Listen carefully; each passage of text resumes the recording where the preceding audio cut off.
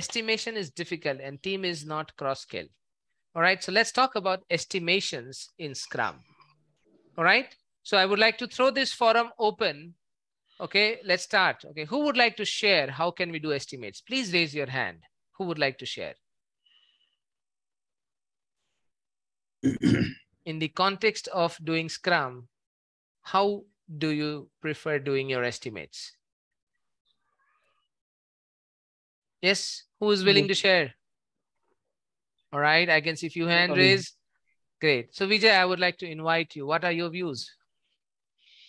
I think to do effective estimation, there needs backlog grooming needs to happen so that the team is aware of the stories in scope potentially for the upcoming sprint, and they can kind of prepare for it in the background in terms of having any queries answered by the product manager or architect, design, so on. And then during sprint planning, so one needs to have a fairly good understanding of what a story point is, right? And all right. Then the whole team needs to participate in discussing the pros and cons of each story, and come up with an estimate which needs to be challenged and discussed within the team. All right, all right. So if I summarize, Vijay, you are saying first the team should do good refinement to able to have clarity, and then do their estimate, and in the sprint planning revisit it. Is that what you're saying? All right. To summarize, this is the point. Any other view? So thank you so much, Vijay, and thank you so much for contributing to this group. All right. A community can only grow when everyone is willing to contribute, as we have always mentioned. That's why I'm taking a back seat and allowing you all to express yourself. All right. That's a great thing. And there's nothing wrong being right or wrong. We are just exploring different ideas. Right, Ravi, welcome. What are your thoughts? Do you want to add to that? Yes. So I would prefer that, the estimations that the team gives should not be absolute. They should not be tied to, the efforts that the team is going to spend or how much time we are going to take. Okay. And whenever they estimate, they should take into consideration, like at least. So like if I may ask you, Ravi, what do you mean if estimation should not be absolute? This is very interesting, what you just said. Can you elaborate on that? Okay. So by absolute, I mean that, teams should not feel cornered, like they should not have a fear in mind, like, okay, what if I say, let us say 5 and later on it comes out to be 5.5. So, I will be cornered. So that should not be the case. They should have, some range to lie into. Let us say if they say 5 and later on it is found to be 7 or it is found to be 4, that should be fine. So that's what I mean by, not being. So you are saying estimates can change, basically. I mean, the final outcome may not be exactly the same what the initial estimate was. But that's the idea of estimates. Estimates does not mean actual, right? Actual will always be different, mostly. Yeah. But that's not the point of discussion. We are saying absolute means it can change. You might estimate a certain. Right. All right. Thank you, Ravi, for adding this amazing point. Okay. So thank you so much, everyone. Those who have shared, those who have raised hand, don't feel disappointed. Please be there. So we'll now take a stock of the situation, reflect on what we have just discovered. All right. And then we'll move forward. So going forward, you have to add to the concept. Don't repeat everything. All right. So here is the thing. People are talking about doing good refinement, doing estimates, revisiting the estimates, and all of that. My question to you all for now is, do you really require estimates in Scrum? And whatever techniques you are saying as story points and all, is that really an estimation technique? What do you think? Is story pointing an estimation technique? So Shibha, what are your views? Late entry, but invited. Yes, Shiva. Yeah, so we need to answer your question. Estimation is, story pointing is a sizing technique. It's not really an estimation technique. We're not estimating in terms of hours what needs to be done. We're just sizing, doing relative sizing. And second, so as you said, if we consider this, then estimation is not needed. We need to size to plan the sprint, but not really estimate. All right. Well, I made a random choice, but Shiba has actually nailed it down. So I would request you all to please lower your hand for now. And if you have next set of questions, you can raise again. Okay, please don't mind. I'll keep doing it. Yeah. So here is the thing. What is the premise of doing Scrum? right? Let's just take a couple of deep breathing and ask yourself, why are we doing Agile or why are we doing Scrum? We are doing Scrum because we are working in complex domain. And in complex domain, mostly things are uncertain. Just respect that premise of Scrum. The definition of Scrum says it. Scrum is to solve complex problem, which means mostly things are unknown. Now, I would like to ask you all here, when things are unknown, what are you estimating?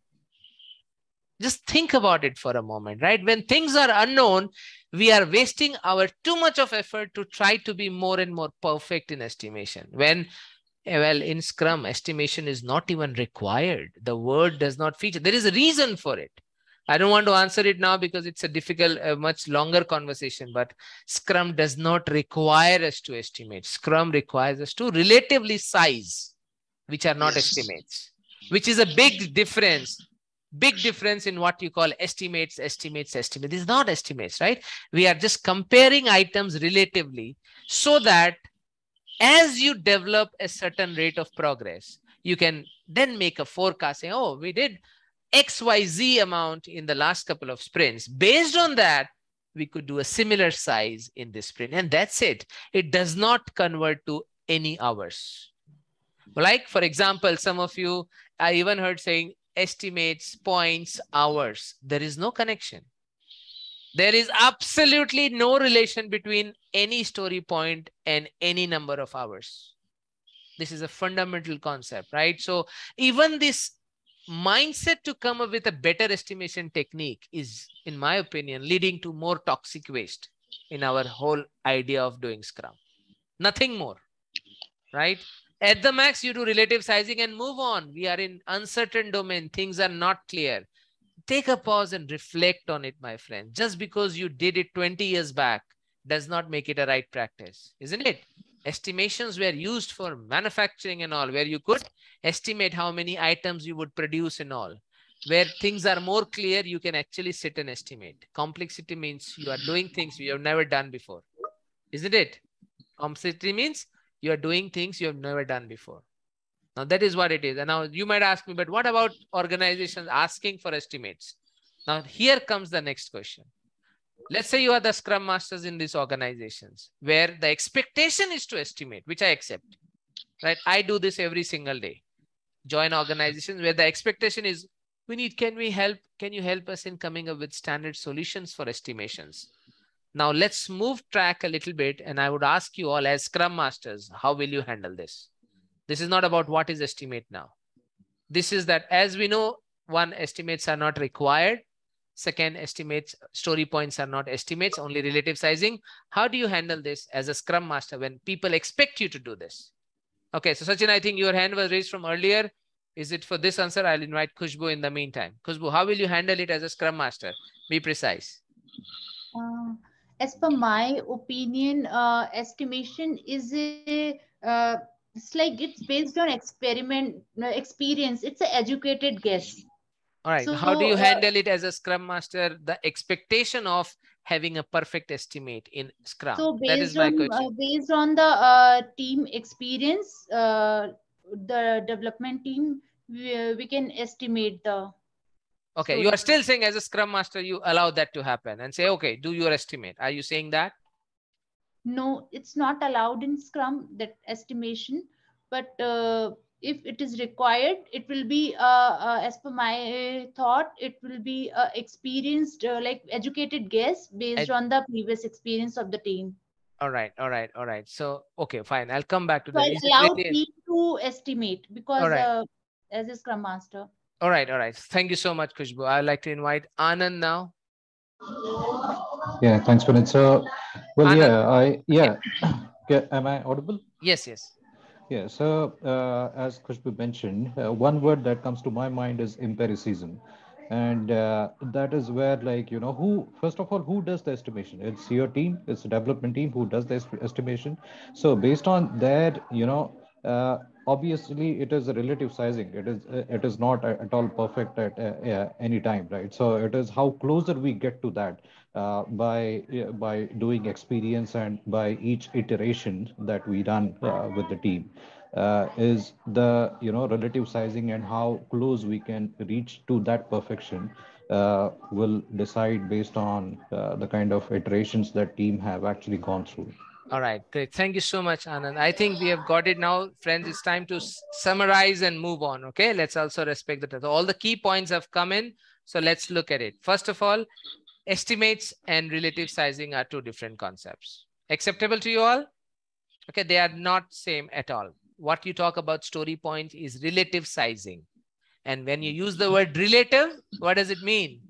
Which means the team will have to develop their own scale of sizing, isn't it? There is nothing called for Alok's team, this work is 1 point, and for Abhijit's team, this should be 1 point. There is nothing like it. It could be different. The team has to come up with the benchmark. One of you said it. All right, everyone? Now, empirical data. As you do more of it, naturally, your team will get an idea to keep relatively sizing items, isn't it?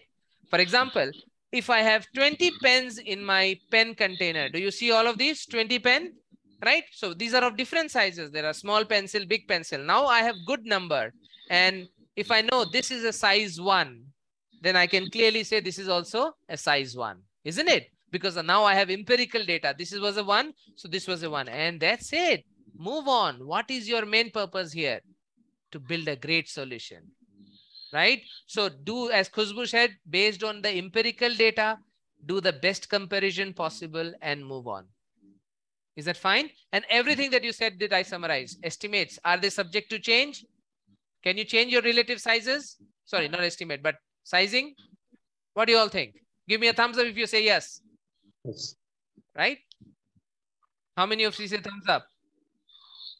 Right? Estimates, 1, better not to do it. If you do it, you can always change it. All right, everyone? Estimates are not something that is to be put in contract or as a rigid plan. You can always change it as, why would you change your estimates or sizing? What is your briefest answer? Yes. When new The more we details are know, uncovered. maybe from billing point of view. Wow. Well, if that is a thing, you really need to have an offline conversation with me, right? If your objective is to do billing, then probably this is not the right forum, right? Agility is about living those set of values and principles and being ethical in what we do. So it's not about billing that you inflate your estimates. Somebody said it, I could not see who was talking, but as you know more, you adjust. Isn't it? Simple. As you know more about our way of working, you will have to adjust. For example, as you get better in driving, you will say, now it takes me 1 hour to drive 60 kilometers, something like that.